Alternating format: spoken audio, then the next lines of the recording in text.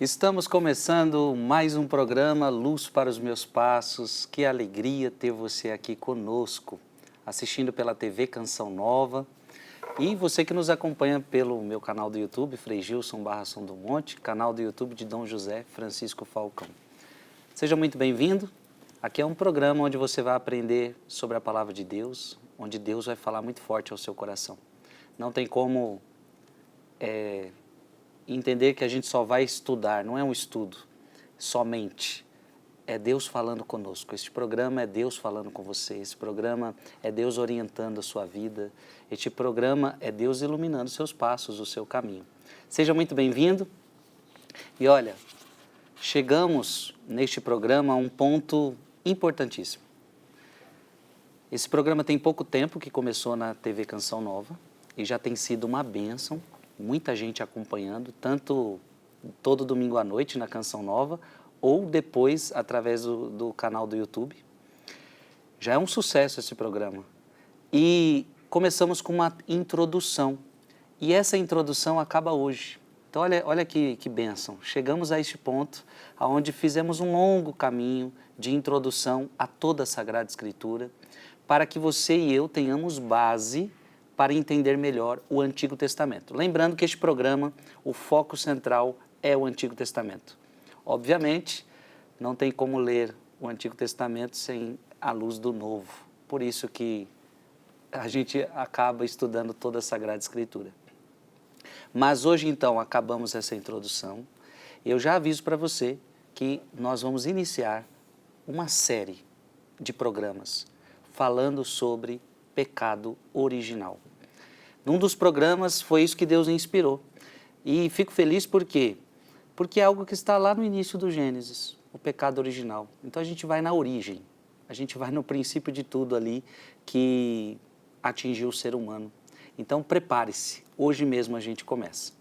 Mas antes, precisamos só encerrar a nossa introdução, que faltou apenas tratar sobre os imperadores da época.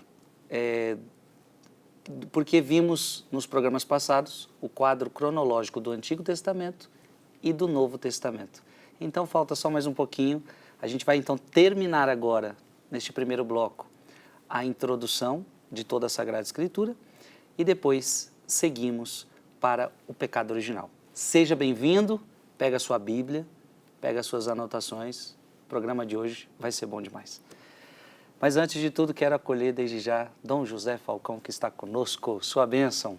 Deus abençoe sua vida. Que alegria estar aqui. Dom José, que alegria. Estamos hoje terminando essa grande introdução.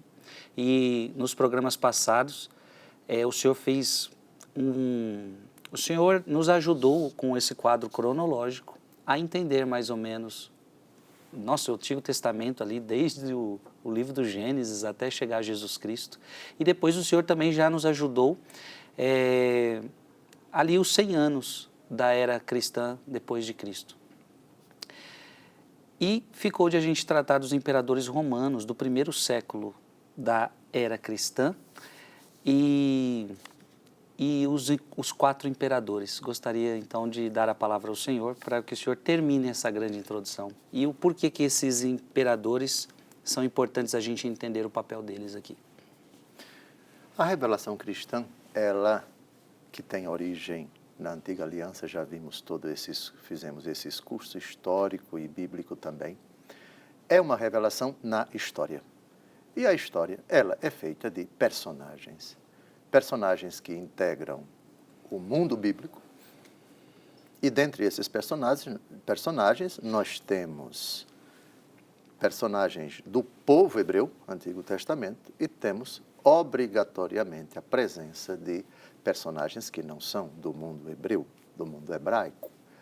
Pensemos os imperadores que fizeram parte, que integram, que estão descritos nos livros do Antigo Testamento. Ciro, rei da Pérsia, Nabucodonosor, rei de Babilônia, etc. Depois vemos os generais do mundo helênico, Alexandre Magno e as dinastias que se seguiram após a morte de Alexandre Magno, depois vemos os Lágidas, depois vemos o Império Romano, até chegar em Jesus Cristo. E em Nosso Senhor Jesus Cristo, nós temos o mundo romano.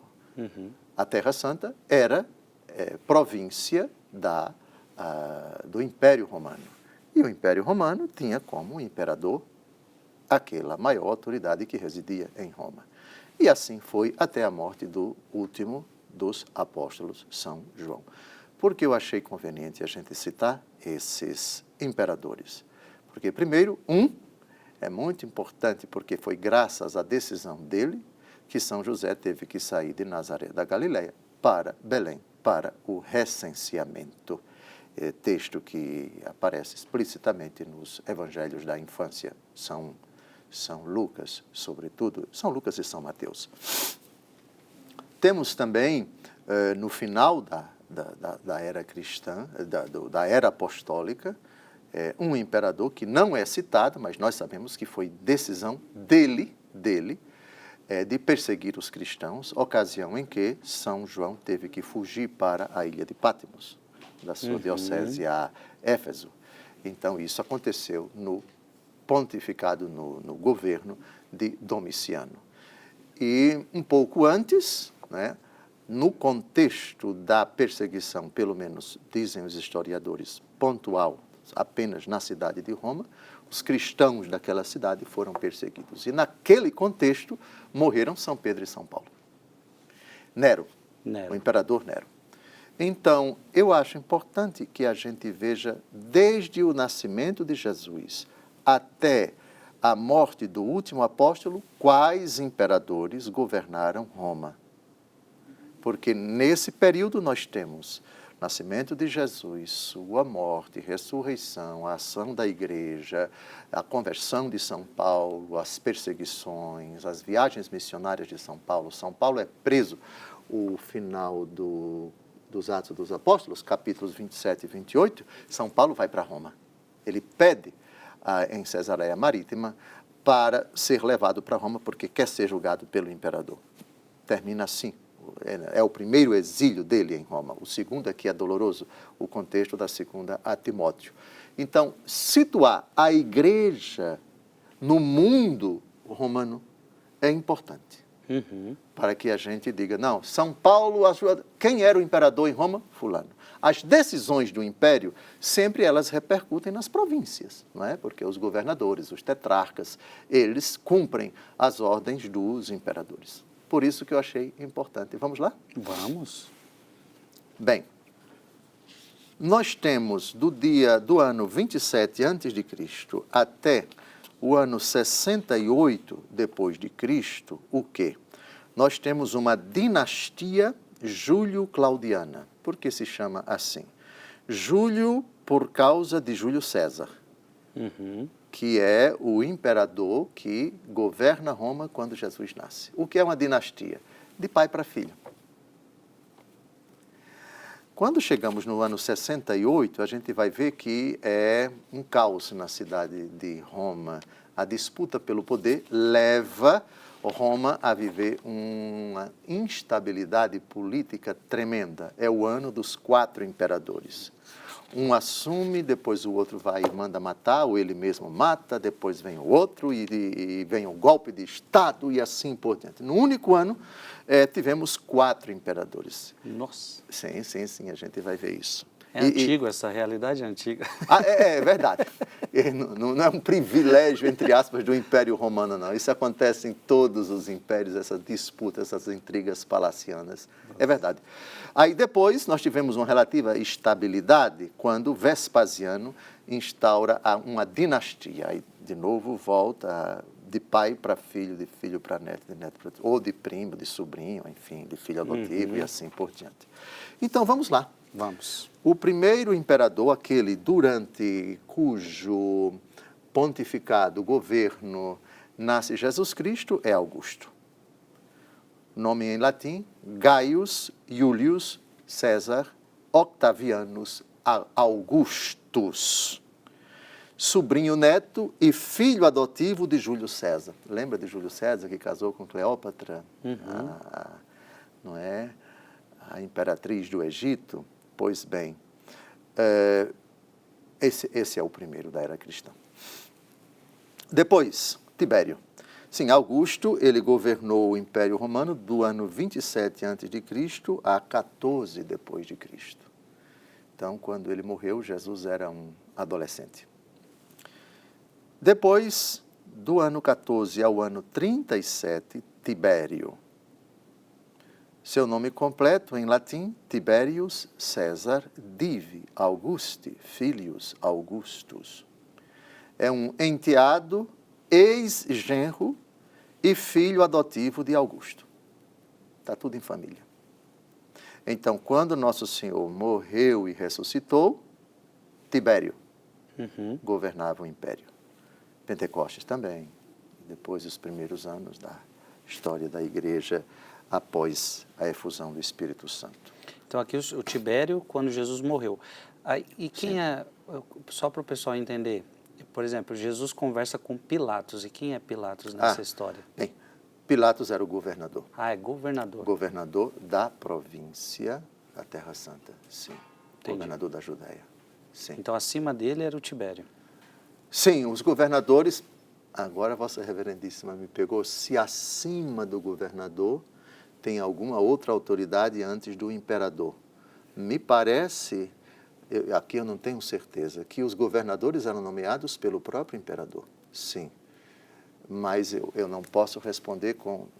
Foi um disparo. Ele faz as perguntas assim, como... Se o governador de uma província respondia diretamente ao imperador, eu vou emitir minha opinião. Sim, mas é opinião. Bem, muito bem, então chegamos ao terceiro imperador da era cristã, de péssima fama, pelas suas extravagâncias, segundo os historiadores, pela sua devassidão. Calígula. Ele governou do ano 37 ao ano 41. Calígula não era nome. Calígula é diminutivo de sandália. Caligae. Em latim são as sandálias que os militares usam quando vão em batalha, né? Então, ele, quando era criança, o seu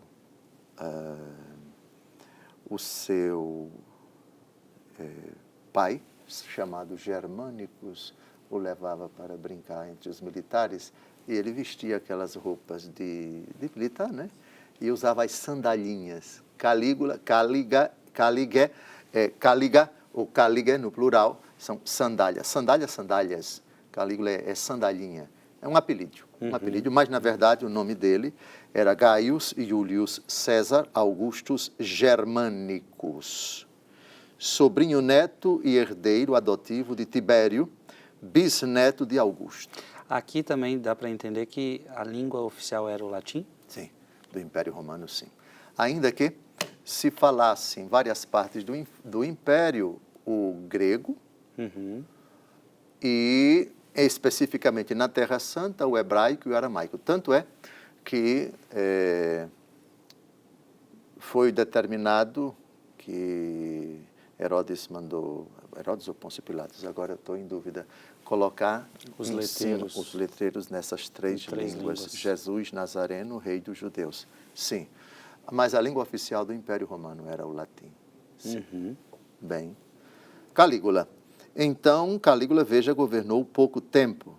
Foi um governo de muitas excentricidades. Era uma pessoa, dizem os historiadores, de um temperamento e de condutas reprováveis.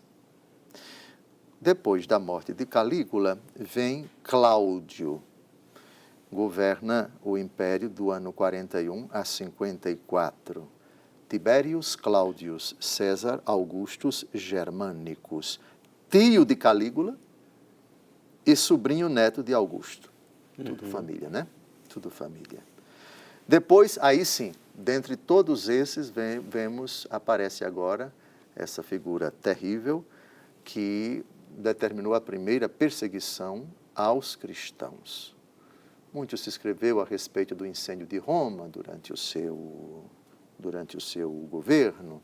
Alguns dizem que foi iniciativa dele, outros dizem que ele culpou os cristãos por terem sido os responsáveis por esse incêndio, etc. Em todo caso, disputas de história à parte, propostas, etc., o fato é que os cristãos foram perseguidos por ele, por determinação dele, e foi uma perseguição, não foi em todo o império, foi em Roma e nos seus arredores, mas muitos cristãos morreram, e é nesse contexto que morrem, vamos ver, já vimos no quadro histórico, o martírio de São Pedro, que acontece no ano 66, e depois, antes São Paulo é executado também na mesma cidade.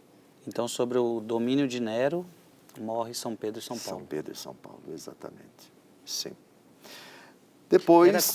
Era com ele que acontecia aqueles que falam que colocavam leões, no Coliseu, para matar os cristãos, para fazer aquele espetáculo? O Coliseu, realmente, para nós católicos, ele é um lugar sagrado. Já há muitos anos que os pontífices, na Sexta-feira Santa, vão ao Coliseu para a recitação, a procissão da Via Sacra. Sim, de fato, ali tivemos execuções. Mas o Coliseu ele foi construído um pouco depois de Nero. Aliás, ele se chama, oficialmente, o Coliseu se chamava Anfiteatro Flávio, em homenagem exatamente àquele que inaugurou. Titus Flavius Vespasianus Augustus é o nome de Tito em latim. Então, Anfiteatro Flávio, Coliseu, ou Colosseu, porque é algo colossal, etc. Era uma construção moderníssima e inovadora para a época. Então, provavelmente os cristãos foram sacrificados no Circo de Nero, que é um outro local onde o próprio imperador determinou que eles fossem executados. As execuções elas eram públicas e os corpos ficavam expostos justamente para que a população visse, servisse de exemplo para as pessoas que aqueles grandes criminosos, os corpos ficavam lá, etc. Depois os cristãos iam e pegavam os corpos dos seus irmãos na fé e sepultavam. Mas o Coliseu ainda não tinha sido construído, porque estamos ainda em Nero, não é? Certo. Estamos em Nero. Nero governa de 54 a 68. Nesse período são martirizados São Pedro e São Paulo e tantos outros. Nome oficial dele, Nero Claudius César Augustus Germanicus. Sobrinho neto, enteado, genro e filho adotivo de Cláudio, o imperador anterior, tataraneto de Augusto. Bem, o governo de Nero foi muito conturbado. Alguns defendem que ele se suicidou, outros que ele foi assassinado, enfim. Foi uma morte trágica a dele, nesse contexto de uma Roma, de uma capital muito conturbada. Bem, e aí o que é que acontece? A disputa pelo poder. E aí é do ano 68 a 69, nós temos o ano dos 4 imperadores. Galba, Otão, Vitélio e Vespasiano. Galba governou poucos meses. Do finalzinho de 68 ao início de 69. Servius Sulpicius Galba César Augustus. Ele era o governador de uma província romana, a Espanha. Hispânia, mais ou menos onde hoje é a Península Ibérica. Espanha vem de Espanha, né? Espanha, Portugal, etc. Por ali. Teve momentos em que a província da Espanha se tornava maior, menor, etc. Bom, esse governador, ele revoltou-se contra Nero e tomou o poder após o seu suicídio. A tese mais aceita entre os historiadores é que, de fato, Nero cometeu suicídio. Bem, mas Otão, poucos meses depois, Marcus Salvius Otto César Augustus, ele toma o poder por meio de um golpe de Estado contra Galba. Veja que Galba não é da família, é da dinastia de Flávio, a dinastia anterior, que a gente viu, não é? Isto é, de pai para filho. Não.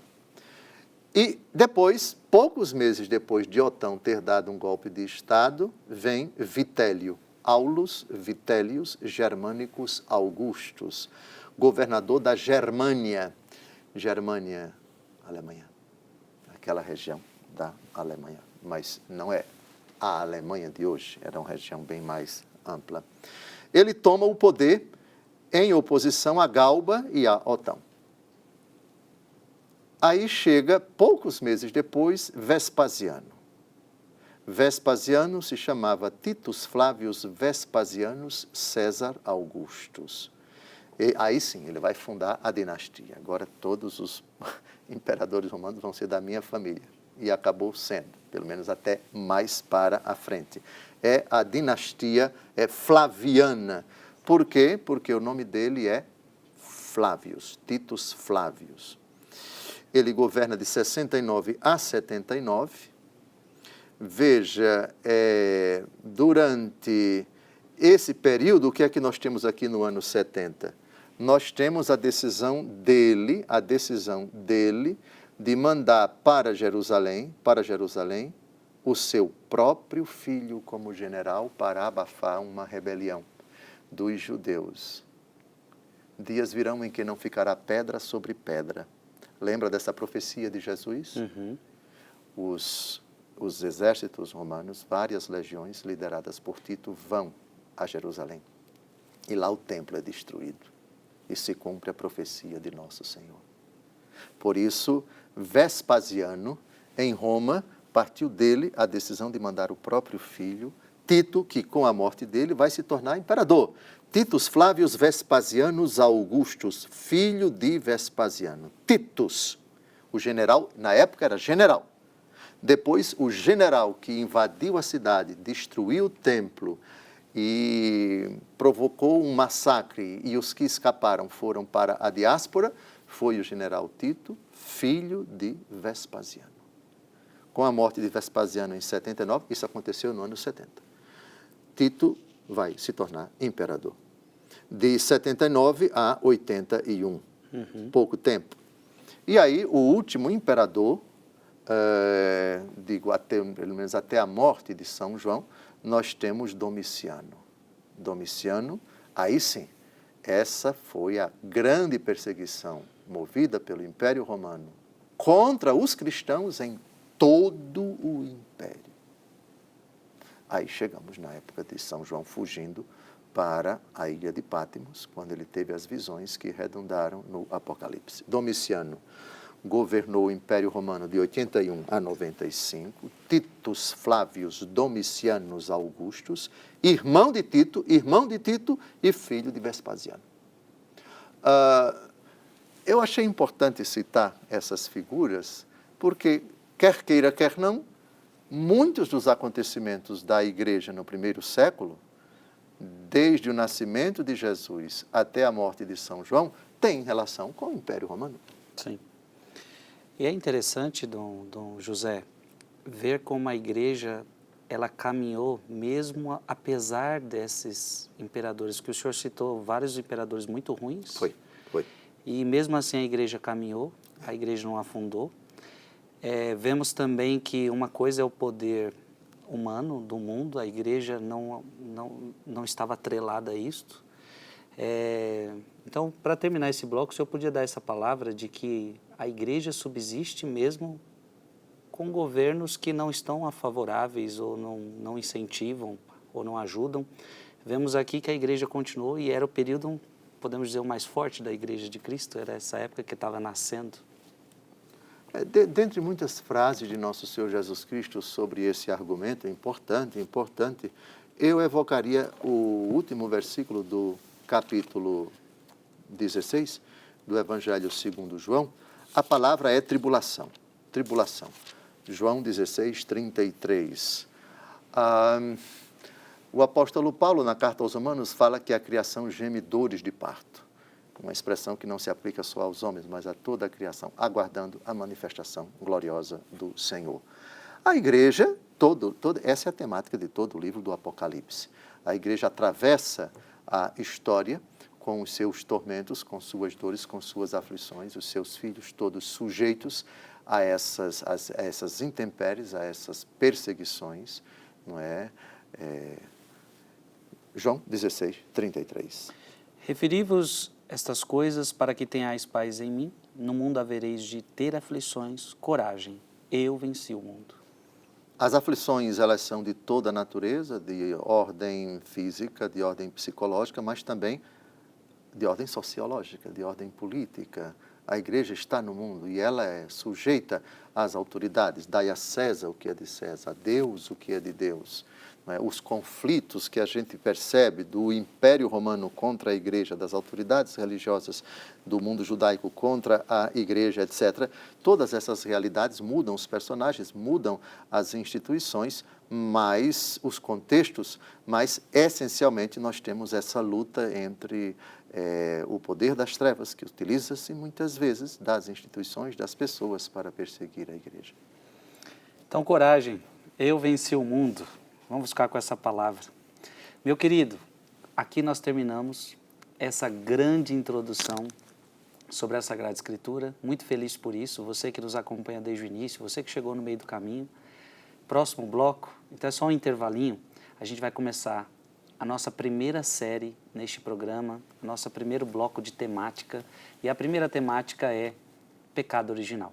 Então prepare-se, porque agora vamos começar de cheio a estudar a Sagrada Escritura, Antigo Testamento.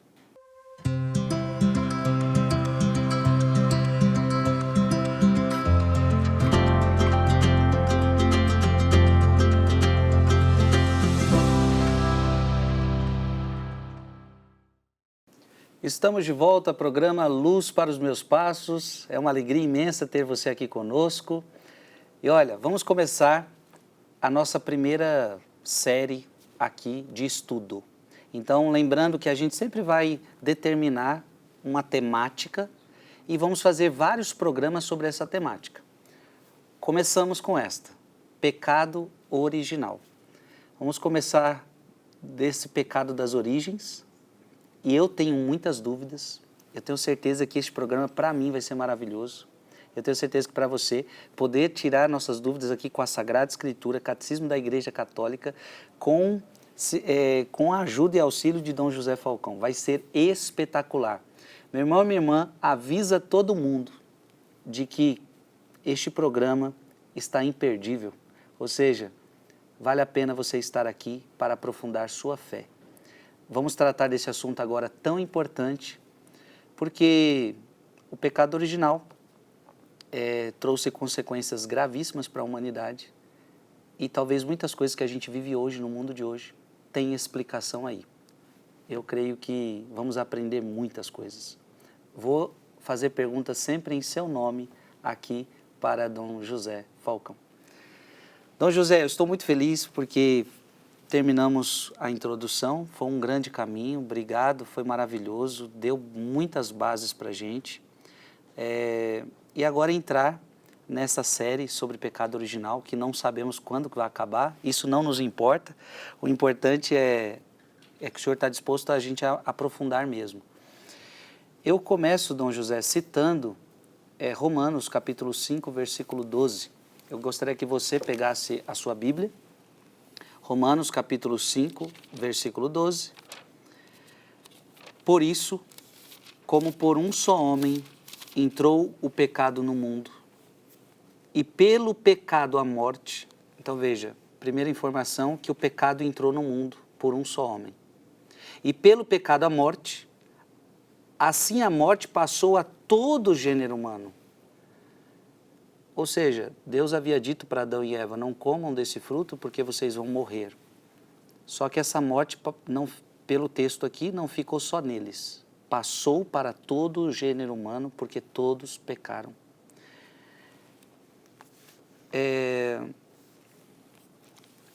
Antes até de ir para a nossa pauta, essa palavra que eu acabei de ler, ela tem base no pecado original? Sim, ela trata especificamente do pecado original, no Catecismo da Igreja Católica. Mas antes, já desde o Concílio de Trento e outros documentos, outros concílios anteriores ao Concílio de Trento. Nós temos 21 concílios ecumênicos e muitíssimos abordam o tema do pecado original. Praticamente todos, eu diria todos, citam esse texto como um dos principais que fundamentam o dogma do pecado original. Vossa Reverendíssima citou o texto mais importante do Novo Testamento, citado sempre, porque citado sempre pela Igreja. É verdade. Então, ótimo, começamos com ele. Nós sabemos que Deus criou o homem, Adão, e a mulher, Eva. Isso está no relato de Gênesis. Sabemos também da existência do pecado que eles cometeram. Gênesis capítulo 3 relata o pecado que eles cometeram. E nós sabemos que o pecado é um mal. O pecado é uma desgraça, o pecado é uma ofensa a Deus. Agora, a pergunta é, Dom José, Deus fez o homem e a mulher maus? Porque a pergunta que alguém pode se fazer é, mas se eles eram bons, de tudo que Deus fez era bom, e o ser humano era muito bom, por que eles tiveram essa capacidade se eles não conheciam o pecado? Deus os fez maus, então? A palavra de Deus diz, o texto já foi citado por Vossa Reverendíssima, no livro do Gênesis, capítulo 1, versículo 31, sempre aqui o leitor oficial é aquele que me empareda. Ele me empareda com pergunta e eu o emparedo citando os textos da Bíblia para ele ler. É o relato da criação, em vários momentos dos 6 dias da criação, e Deus viu que era bom, tal coisa era boa. Ou seja, cada momento da criação. Não é aqui o momento que a gente vê todos os 6 dias, mas leiam depois, Gênesis, esse mesmo capítulo, nos versículos anteriores ao 31, e Deus viu que era bom, e Deus viu que era bom, e Deus viu que era bom. Quando ele chega no 6º dia e cria o homem, aí vem esse versículo, vamos ler e depois tecer alguns comentários. Deus contemplou toda a sua obra e viu que tudo era muito bom. Pronto. Deus não criou o homem mau. Deus não criou nada mau. A criação é toda muito boa. Na criação não existiu nada, não existe nada de incompatível com a bondade de Deus, com a santidade de Deus.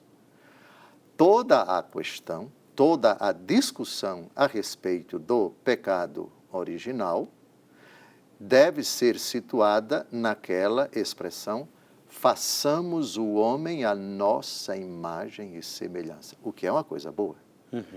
Mas na expressão imagem e semelhança, nós temos a liberdade e a capacidade de decidir. Se quisermos, livre-arbítrio e a capacidade de decidir. É o exercício dessas duas realidades que vai ser algo específico do homem, ao longo de toda a história, que vai ser a causa que vai originar essa realidade chamada pecado. Então, respondendo especificamente à pergunta de Vossa Reverendíssima, Deus não criou o homem e a mulher maus, criou-os bons, e Deus viu que tudo era muito bom. E eu diria, e vamos tratar mais para frente, porque antes de entrarmos diretamente no pecado original, temos que tratar do pecado dos anjos. Minha cabeça já estava nisso. Ah, já? Por quê? Porque a serpente era o mais astuto dentre todos os animais da terra. É assim que começa o capítulo 3 do relato do pecado original. E essa serpente, a igreja entende que é esse anjo decaído. Então, antes do pecado dos homens, houve o pecado dos anjos. E aí a gente vai ter que abordar isso para que, quando a gente tratar do diálogo da serpente com a mulher, com Eva, a gente já entenda que ele é um decaído, que ele, Jesus vai dizer que ele é o pai da mentira, ele é o autor do pecado.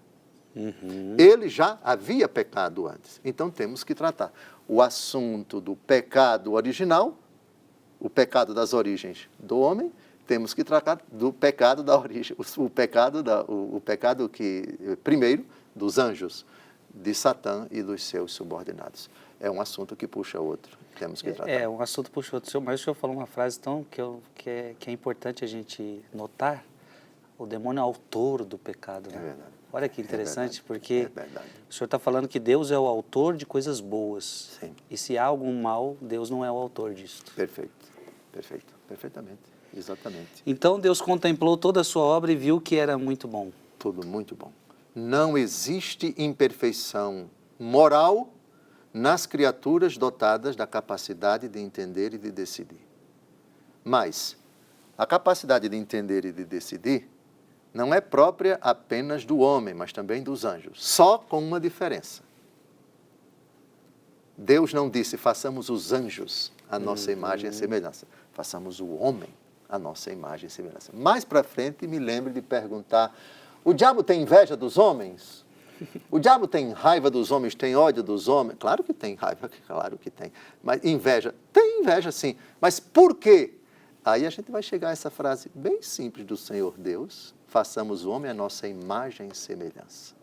O ódio dele, que é misturado com inveja, que é misturado com soberba, enfim.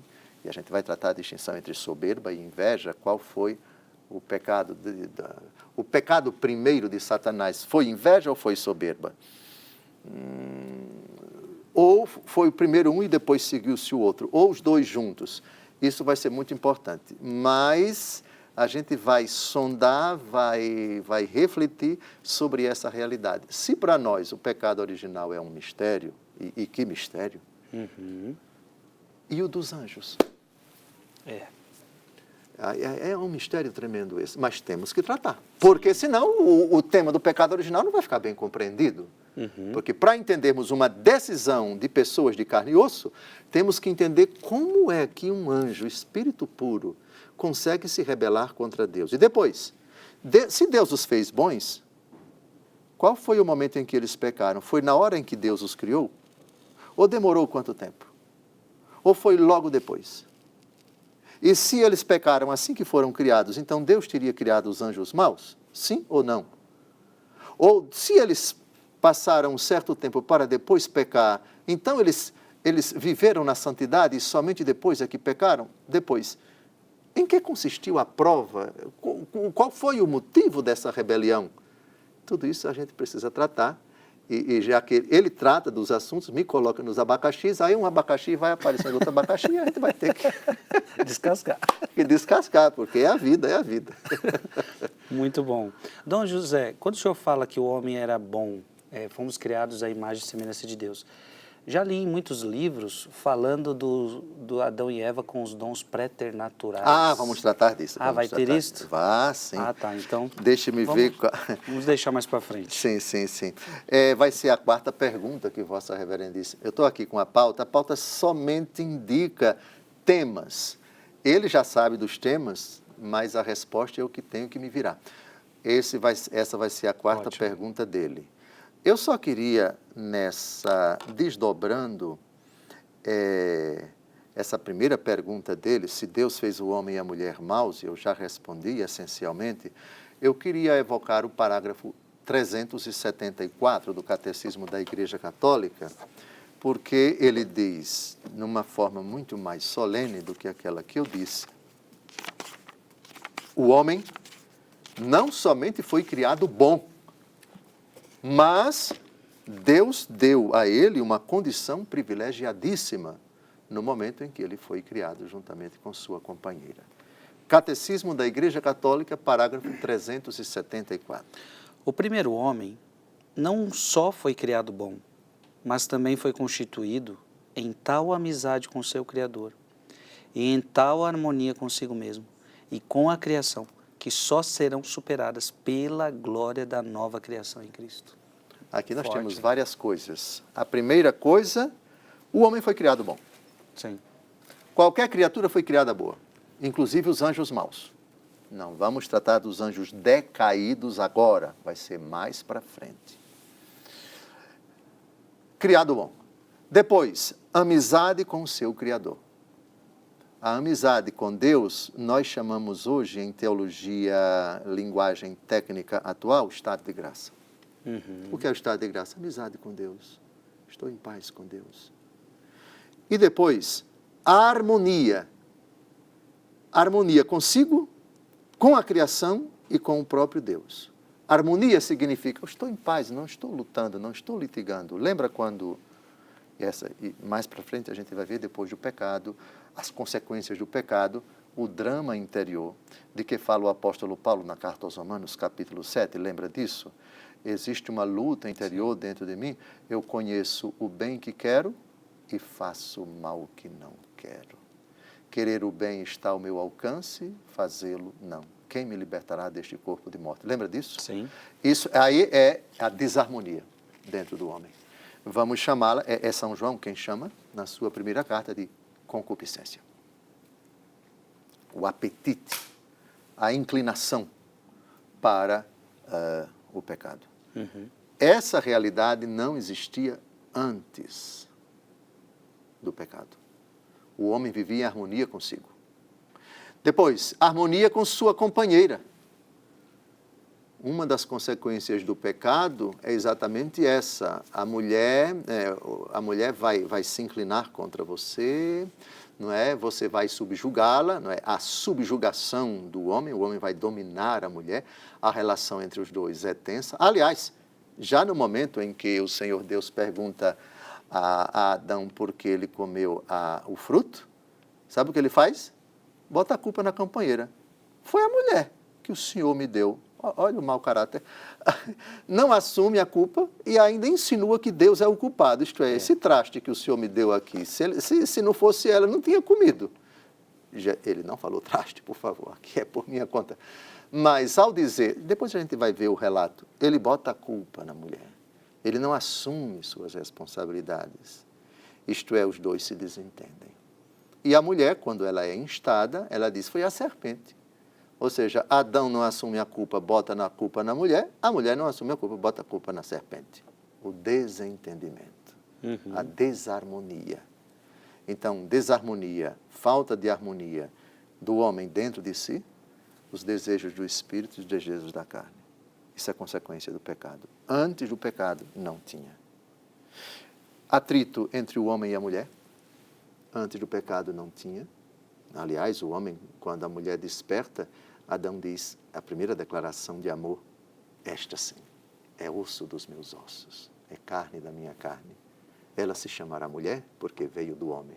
É a declaração de amor. Ele está feliz porque Deus deu uma companheira para ele, já que Deus fez, no primeiro relato, Deus fez o homem primeiro, depois a mulher, e a gente vai ver depois, porque isso não tem nada a ver de subjugação, nem de a mulher ser um ser absolutamente, os dois têm igual dignidade no relato da Bíblia. Quem diz que a mulher é subordinada, quer dizer, um ser inferior ao homem, não está lendo direito o relato bíblico, mas como consequência do pecado, aí sim as relações vão ser de atrito, de domínio, de subjugação, de discussão, etc. Isso é consequência do pecado original. Pois bem, então, desarmonia e também desarmonia entre o homem e Deus. Porque, onde estás, Adão? Ouvi teus passos no jardim e me escondi porque eu estou nu. Quem te disse que estavas nu? Entendeu? O homem tem medo de Deus. O homem não está mais em paz com Deus. O relato diz que eles estavam nus e não se envergonhavam. E agora eles estão nus e escondidos, sentindo vergonha de Deus.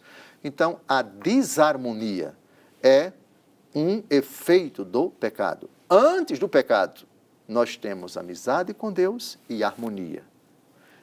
O homem e a mulher em paz com Deus, em paz consigo e em paz com as criaturas. A harmonia dentro de si, não há conflito entre os interesses do corpo e os interesses do espírito. A harmonia com a sua companheira, a mulher se dá muito bem com o homem, não tem brigas, não tem arengas, não tem disputas. E a harmonia com as criaturas. Harmonia com Deus, com as criaturas, particularmente o companheiro ou a companheira, homem ou mulher, e harmonia dentro de si. Esse é... E outra coisa, veja, Aqui, esse relato do catecismo diz o seguinte, o estado de amizade do homem e da mulher antes do pecado é semelhante, é maior ou é menor do que o estado de graça possibilitado por Cristo Jesus? Na sua opinião, o estado de graça de Adão e de Eva, olhe bem o que está no catecismo, a resposta já está aí. Pergunta para o Frei Gilson. Frei Gilson, o homem e a mulher, antes do pecado, viviam em estado de graça. Portanto, amizade com o seu Criador. Essa condição de estado de graça, na sua opinião, é igual ao estado de graça que nos foi dado pelo sangue de nosso Senhor Jesus Cristo? É um estado de graça menor do que o estado de graça dado pelo sangue de Cristo ou é maior do que o estado de graça nos dado pelo sangue de Cristo? A resposta está aí, no finalzinho da frase. Mas também foi constituída em tal amizade com seu Criador e em tal harmonia consigo mesmo e com a criação, que só serão superadas pela glória da nova criação em Cristo. Parece que a nova criação em Cristo vai nos dar, já nos dá, pela fé e pelo batismo, não é? Só que essa glória, ela tende à perfeição. Enquanto estamos a caminho, ela sempre pode crescer. Mas a novidade que o sangue de Cristo nos traz é uma novidade infinitamente maior do que o estado de graça do tempo de Adão. Porque Adão não foi redimido pelo sangue de Cristo. A amizade com o Criador é uma amizade natural. Quando o senhor me perguntava, me vinha aquele texto já na cabeça, onde abundou o pecado, superabundou. Superabundou a graça. Como sim, se fosse sim. algo maior, né? É verdade, é verdade. A graça de nosso Senhor Jesus Cristo, ela transcende a natureza, ela eleva a natureza, nos dá a sobrenaturalidade, portanto, é uma novidade em relação à natureza. Uhum. Então, nós temos uma graça natural, felicidade, sem dúvida alguma, enfim. Mas tem algo que, após o pecado, Deus Todo-Poderoso vai dar à humanidade. Aqui Ele deu na natureza. Só que a natureza foi manchada pelo pecado. E a graça de Cristo vai superabundar. O verbo é exatamente esse. Citou o texto correto. Inclusive, Dom José, aqui a graça de se tornar filho de Deus é uma graça que só acontece com Cristo, através do batismo. Sim, no sentido, a gente vai ver mais para frente que nós temos a graça da filiação divina, filho não no sentido dado por Jesus de adoção pelo seu sangue derramado na cruz, mas filho no sentido amplo, isto é obra de Deus. Adão e Eva são obras de Deus, então os padres da igreja também os chamam de filhos de Deus, estão em amizade com Deus, enquanto criaturas, não enquanto seres reconciliados pelo sangue de Cristo, que é filho do Pai, que nos tornou filhos adotivos, a expressão do apóstolo Paulo. Mas sim, nós podemos dizer que Adão e Eva, filhos de Deus, num sentido diferente daquele dado pelo cristianismo, com as palavras de Jesus, com o seu sangue redentor derramado na cruz, pela reconciliação e a força do Espírito Santo. Mas, em comparação, se você diz que a graça que Jesus Cristo nos dá é a mesma graça que Deus deu a Adão e Eva, então qual foi a novidade que Jesus trouxe? Entendeu? Uhum.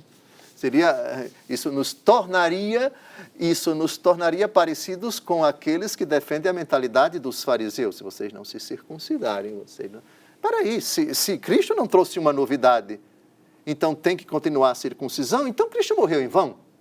Eu partiria desse raciocínio, claro, fazendo as devidas reparações, as devidas matizações, mas entre a graça da natureza humana no paraíso e a graça que nos deu nosso Senhor Jesus Cristo, o verbo é superabundar.